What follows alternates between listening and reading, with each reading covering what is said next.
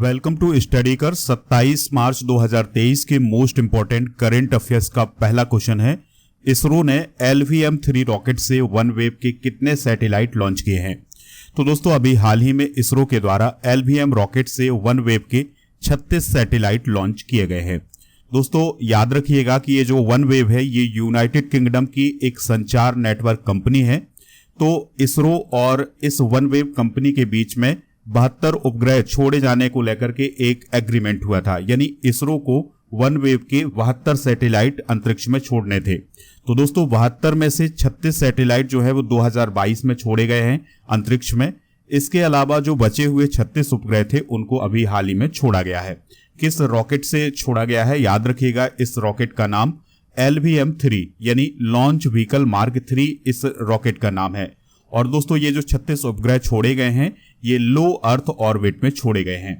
चलिए दोस्तों अब बात करते हैं इसरो की। तो इसरो को हम भारतीय अंतरिक्ष अनुसंधान संगठन या इंडियन स्पेस रिसर्च ऑर्गेनाइजेशन के नाम से जानते हैं। इसकी स्थापना 15 अगस्त 1969 को हुई थी और यह भारत की राष्ट्रीय अंतरिक्ष एजेंसी है।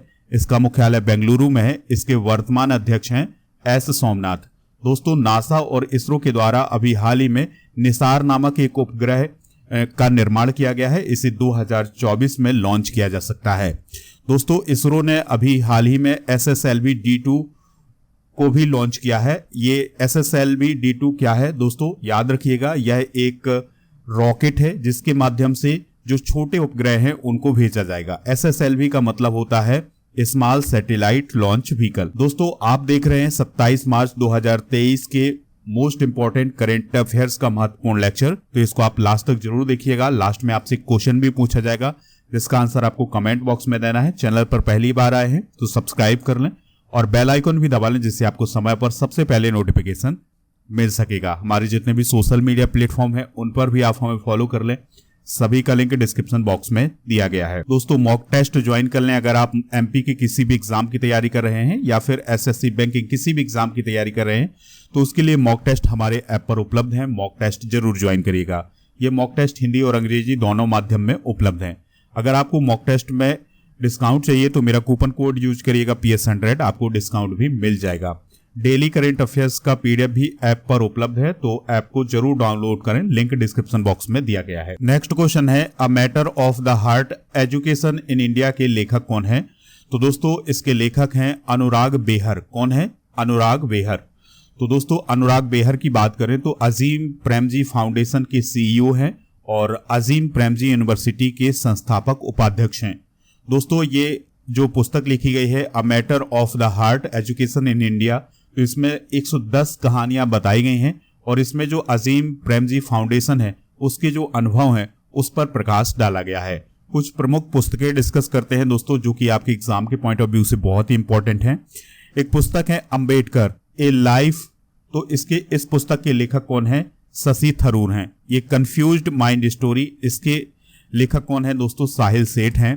द कार्बेट पेपर्स, इसके लेखक कौन है? अक्षय शाह और स्टीफन ऑल्टर।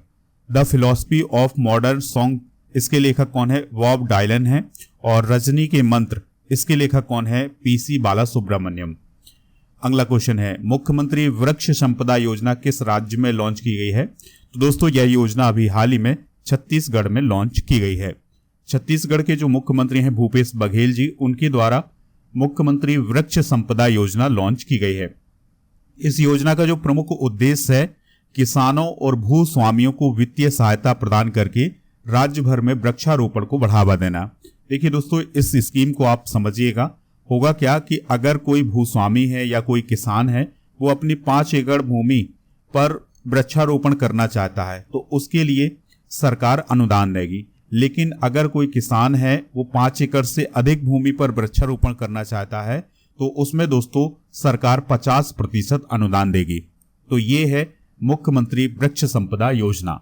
याद रखिएगा छत्तीसगढ़ के मुख्यमंत्री कौन है? भूपेश बघेल हैं। नेक्स्ट क्वेश्चन है किसके नाम पर इंडियन नेवी ने हाल ही में 2 पुरस्कारों की घोषणा की है? तो दोस्तों अभी हाल ही में जनरल बिपिन रावत के नाम पर 2 पुरस्कारों की घोषणा की है इंडियन नेवी ने। यानी कि इंडियन नेवी के द्वारा भारत के जो पहले CDS थे जनरल बिपिन रावत, तो उनकी याद में 2 अवार्ड देने की घोषणा की है। पहला अवार्ड किसे दिया जाएगा? तो दोस्तों पहला अवार्ड योग्यता के समग्र क्रम में प्रथम रहने वाली महिला अग्निवीर प्रशिक्षु को दिया जाएगा। दूसरा अवार्ड गोवा के नेवल वॉर कॉलेज में नेवल हायर कमांड कोर्स कर रहे मोस्ट स्पिरिटेड ऑफिसर को दिया जाएगा। तो ये सभी पॉइंट याद रखिएगा। आपको एक क्वेश्चन का आंसर देना है दोस्तों कि अभी वर्तमान में सीडीएस कौन है, तो ये आंसर आप कमेंट बॉक्स में जरूर बताइएगा। अगला क्वेश्चन है, बीआरओ के द्वारा कितने दिनों में लेह मनाली का रणनीतिक राजमार्ग खोला गया है? तो दोस्तों अभी हाल ही में बीआरओ के द्वारा जो लेह और मनाली के बीच में एक रणनीतिक राजमार्ग है उसको रिकॉर्ड 138 दिनों में खोला गया है। ठीक है दोस्तों, बीआरओ मतलब बॉर्डर रोड ऑर्गेनाइजेशन। तो इसने अभी हाल ही में 25 मार्च 2023 को 138 दिनों में जो लेह मनाली राजमार्ग है जिसे NH3 के नाम से जाना जाता है उसको 138 दिनों में खोल दिया है। बात करें अगर हम बीआरओ की, तो यह 2015 से रक्षा मंत्रालय के अधीन काम करता है। इसकी स्थापना 7 मई 1960 को हुई थी और इसका काम है कि जो भारत की सीमावर्ती इलाके हैं उन पर सड़क नेटवर्क पर काम करना, यानी सड़क नेटवर्क बनाए रखना। इसके वर्तमान महानिदेशक कौन है? Lieutenant general Rajiv Chaudhary. अगला क्वेश्चन है, बहुत ही इंपॉर्टेंट क्वेश्चन है दोस्तों। विश्व महिला मुक्केबाजी चैंपियनशिप में नीतू घनघस और स्वीटी बुरा ने कौन से मेडल जीते हैं? तो दोस्तों अभी भारत में नई दिल्ली में विश्व महिला मुक्केबाजी चैंपियनशिप हो रही है, तो उसमें नीतू घनघस और स्वीटी बुरा ने दोस्तों गोल्ड मेडल जीते हुए हैं। ठीक है, तो नई दिल्ली में विश्व महिला मुक्केबाजी चैंपियनशिप में नीतू घनघस और स्वीटी बुरा ने गोल्ड मेडल हासिल किए हैं। 48 किलो भार वर्ग में फाइनल में नीतू घनघस ने मंगोलिया की खिलाड़ी को हराया है 5-0 से, और 81 किलोग्राम भार वर्ग में स्वीटी बुरा ने चीन की लीना वैंग को हरा करके गोल्ड मेडल हासिल किया है। स्वीटी ने 2014 में सिल्वर मेडल जीता था। दोस्तों अगर हम बात करें विश्व महिला मुक्केबाजी चैंपियनशिप की, तो MC मैरी कॉम जो है वो सबसे सफल मुक्केबाज हैं भारत की। उन्होंने विश्व महिला मुक्केबाजी चैंपियनशिप में 6 बार मेडल जीता है। वो भी कौन सा मेडल दोस्तों? Gold medal. तो ये सभी पॉइंट आप नोट करिएगा। अगला क्वेश्चन है, गुलामी के शिकार लोगों की याद का अंतर्राष्ट्रीय दिवस कब मनाया जाता है? तो ये मनाया जाता है 25 मार्च को। दोस्तों 25 मार्च को हर साल गुलामी और ट्रांस अटलांटिक स्लेव ट्रेड के पीड़ितों की याद के लिए अंतर्राष्ट्रीय दिवस मनाया जाता है। 2007 में संयुक्त राष्ट्र के द्वारा इसकी घोषणा की गई थी। 2008 में दोस्तों breaking the silence lest we forget theme के साथ इसे पहली बार मनाया गया था। ठीक है, तो ये पॉइंट याद रखिएगा कि जो गुलामी और ट्रांस अटलांटिक स्लेव ट्रेड से पीड़ित लोग हैं उनके लिए अंतर्राष्ट्रीय दिवस 25 मार्च को मनाया जाता है। अगला क्वेश्चन है, इंडिया कास्ट ने चीफ ऑपरेटिंग ऑफिसर के रूप में किसे नियुक्त किया है? तो दोस्तों पीयूष गोयल को नियुक्त किया है। पीयूष गोयल आप वो नहीं समझिएगा दोस्तों जो कि केंद्रीय मंत्री हैं, उनकी बात नहीं हो रही है दोस्तों। Multi platform content asset monetisation company IndiaCast ने पीयूष गोयल को चीफ ऑपरेटिंग ऑफिसर के रूप में नियुक्त किया है। यहां पर बात आई है दोस्तों नियुक्ति की, तो हाल ही में जो महत्वपूर्ण नियुक्तियां की गई हैं उनको डिस्कस करते हैं। जी कृष्ण कुमार अभी हाल ही में भारत पेट्रोलियम कॉर्पोरेशन के अध्यक्ष बने हैं। Lalit Kumar Gupta cotton corporation of India के CMD बने हैं। विराट कोहली लक्सर के ब्रांड एम्बेसडर बने हैं। दीपक मोहंती PFRDA के अध्यक्ष बने हैं और के कृतिवासन जो है वो TCS के CEO बने हैं। तो ये नियुक्तियां भी आप नोट कर लीजिएगा। अगला क्वेश्चन है, किस मंत्रालय ने डिजी क्लेम मॉड्यूल लॉन्च किया है? तो दोस्तों अभी हाल ही में डिजी क्लेम मॉड्यूल जो है वो कृषि मंत्रालय के द्वारा लॉन्च किया गया है।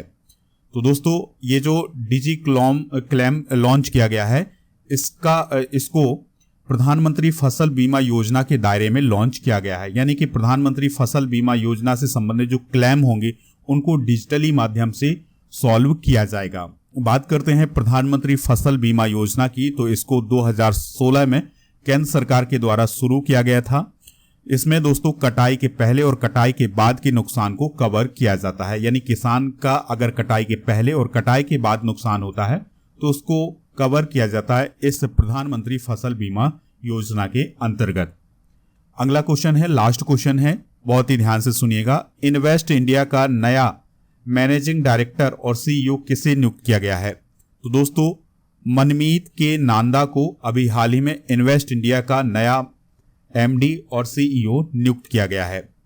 दोस्तों इन्वेस्ट इंडिया की बात करें तो इसे केंद्र सरकार ने 2009 में वित्त मंत्रालय व्यापार और उद्योग विभाग के अधीन बनाया था।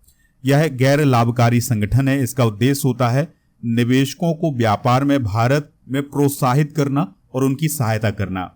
वाणिज्य और उद्योग मंत्रालय के केंद्रीय मंत्री कौन है दोस्तों? पीयूष गोयल हैं। तो ये सभी इंपॉर्टेंट पॉइंट है, इन्हें आप नोट करिएगा। चलिए दोस्तों अब हम कल के करंट अफेयर्स को रिवाइज करते हैं, फिर इसके बाद जनरल नॉलेज के पिटारे को डिस्कस करेंगे और फिर दोस्तों आपसे क्वेश्चन पूछेंगे जिसका आंसर आपको कमेंट बॉक्स में देना है। कल का पहला क्वेश्चन था कांग्रेस नेता राहुल गांधी को किस सदन में अयोग्य घोषित किया गया है? तो उन्हें लोकसभा में अयोग्य घोषित किया गया है। भारतीय वायुसेना और किसके बीच वायु प्रहार अभ्यास आयोजित हुआ है? तो ये भारतीय सेना और भारतीय वायुसेना के बीच आयोजित हुआ है। थानथाई पेरियार वन्यजीव अभ्यारण्य किस राज्य का 18वां वन्यजीव अभ्यारण्य घोषित किया गया है? तो ये तमिलनाडु का 18वां वन्यजीव अभ्यारण्य घोषित किया गया है। प्रदीप सरकार का निधन हो गया है। वह कौन थे? तो वह एक फिल्म निर्माता थे। वैदिक हेरिटेज पोर्टल का उद्घाटन किसने किया है? तो अमित शाह जी ने किया है। डिल्मा रूसेफ किस बैंक की नई प्रमुख बनी है? तो वो न्यू डेवलपमेंट बैंक की नई प्रमुख बनी है। किस देश ने कर्मचारियों के फोन पर टिकटॉक, ट्विटर और इंस्टाग्राम को बैन किया है? तो ये कदम उठाया है फ्रांस ने। वीमेंस प्रीमियर लीग यानी WPL में पहली हैट्रिक वाली गेंदबाज कौन बनी है? इजी वोंग बनी है। इंटेल के सह संस्थापक कौन थे जिनका हाल ही में निधन हो गया है? तो गॉर्डन मूर थे। वन वर्ल्ड टीवी समिट का आयोजन कहाँ हुआ है? तो वाराणसी में हुआ है। तो दोस्तों ये सभी पॉइंट जो हैं आप नोट कर लीजिएगा। चलिए जनरल नॉलेज के पिटारे में आज हम डिस्कस करते हैं कुछ प्रमुख देशों के राष्ट्राध्यक्ष जिनकी नियुक्ति अभी हाल ही में की गई है। तो जापान के प्रधानमंत्री कौन है दोस्तों? फुमियो किशिदा हैं। दक्षिण कोरिया के राष्ट्रपति कौन है? यून सुक योल हैं। बांग्लादेश के कौन है? शेख हसीना हैं। नेपाल के कौन है दोस्तों? पुष्प कमल दहाल हैं, प्राइम मिनिस्टर हैं।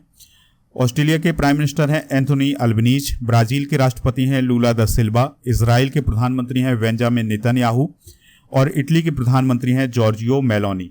तो ये भी पॉइंट आप नोट कर लीजिएगा, एग्जाम के लिए इंपॉर्टेंट हैं। अब आपसे एक क्वेश्चन पूछा जा रहा है जिसका आंसर आपको कमेंट बॉक्स में देना है। इसरो ने LVM-3 रॉकेट्स से OneWeb के कितने सैटेलाइट लॉन्च किए हैं? 36, 72, 71 या 48? जो भी इसका राइट आंसर हो कमेंट बॉक्स में जरूर बताइएगा। और दोस्तों अगर आपको लेक्चर पसंद आया हो तो आप इसे लाइक करें, शेयर करें सभी दोस्तों को सभी सोशल मीडिया प्लेटफॉर्म पर। जय हिंद, वंदे मातरम।